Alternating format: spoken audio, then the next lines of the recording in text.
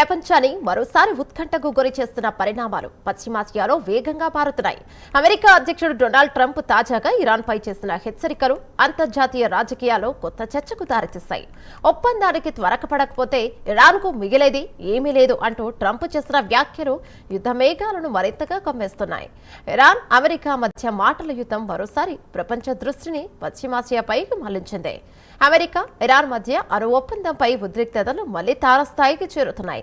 ఇటీవల మీడియాతో మాట్లాడిన ట్రంప్ ఇరాన్ అణు కార్యక్రమంపై తీవ్ర అసంతృప్తిని వ్యక్తం చేశారు. ఇరాన్కు సమయం మించిపోతోంది, త్వరగా ఒప్పందానికి రాకపోతే పరిస్థితి తీవ్రమవుతుంది అని హెచ్చరించారు. అవసరమైతే కఠిన చర్యలను తీసుకోవడానికి అమెరికా వెనకాడదని కూడా సంకేతాలను ఇచ్చారు. ఇదే సమయంలో పశ్చిమాసియాలో అమెరికా సైనిక కదలికలు పెరుగుతున్నాయనే వార్తలు వినిపిస్తున్నాయి. గల్ఫ్ ప్రాంతంలో యుద్ధ నౌకలు రక్షణ వ్యవస్థలను బలోపేతం చేస్తున్నట్టు అంతర్జాతీయ మీడియా పేర్కొంటోంది.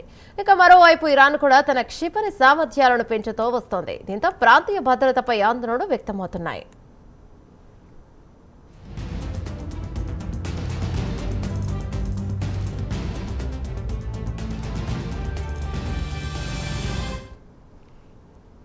ఇరాన్ మాత్రం అమెరికా హెచ్చరికలను ఖండిస్తోంది. తమ అణు కార్యక్రమం పూర్తిగా శాంతియుత ప్రయోజనాల కోసమేనని చెబుతోంది. ఒత్తిళ్లు ఆంక్షలు తమపై ప్రభావం చూపవని స్పష్టం చేస్తోంది. అయితే అమెరికా కఠిన వైఖరి కొనసాగితే పరిస్థితులు మరింత ఉద్రిక్తంగా మారే అవకాశం ఉందని విశ్లేషకులు భావిస్తున్నారు. ఈ పరిణామాలపై ప్రపంచ దేశాలు కూడా ఆందోళన వ్యక్తం చేస్తున్నాయి. ముఖ్యంగా చమురు సరఫరాలపై ప్రభావం పడే అవకాశం ఉండటంతో అంతర్జాతీయ మార్కెట్లు కూడా అప్రమత్తమయ్యాయి.